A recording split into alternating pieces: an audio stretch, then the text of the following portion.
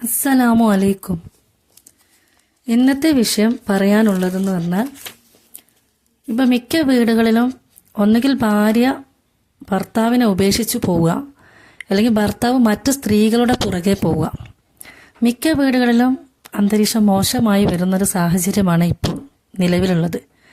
എന്നാൽ അതിനുള്ളൊരു പരിഹാരമാണ് ഞാൻ നിങ്ങൾക്ക് മുമ്പിൽ പറയുന്നത്. അതിനുവേണ്ടി നിങ്ങൾ ചെയ്യേണ്ടത്, ആത്മാർത്ഥമായി നിങ്ങൾ ദിവസവും തെറ്റാതെ 5 നേരം നമസ്കരിക്കാം. അതിൻ്റെ കൂടെ തഹജ്ജുദ് നിസ്കാരം ദിവസേന മുടങ്ങാതെ നമസ്കരിക്കാം.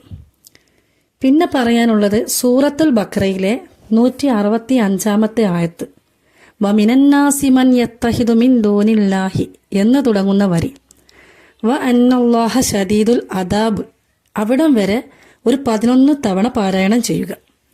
അതിനുശേഷം സൂറത്ത് യൂസുഫ് ഒരു വട്ടം ചൊല്ലാം. അതിൽ 31 ആയത്ത് ഒരു 7 തവണ ഓതി അള്ളാഹുവിനോട് ദുആ ചെയ്യാം. നിങ്ങളെ മനസ്സിൽ നിങ്ങളെ ഭർത്താവിനോട് നിങ്ങൾ ആഗ്രഹിക്കുന്നത് എന്താണോ അത് നിങ്ങൾ മനസ്സിൽ കരുതി റബ്ബിനോട് ദുആ ചെയ്യാം. ഇനി ഭാര്യയാണെങ്കിൽ അങ്ങനെ. ഇൻഷാ അല്ലാഹ് നിങ്ങളിത് പതിവായി ചൊല്ലി തുടങ്ങുമ്പോൾ നിങ്ങളെ ഭർത്താവ് നിങ്ങളെ ഉപേക്ഷിച്ച് മറ്റൊരാളുടെ അടുത്തേക്കും പോവില്ല. നിങ്ങളെ അതിരില്ലാതെ സ്നേഹിക്കുകയും ചെയ്യും. അള്ളാഹു നല്ലൊരു ജീവിതം പ്രദാനം ചെയ്യുമാറാകട്ടെ. ഇൻഷാ അല്ലാഹ്.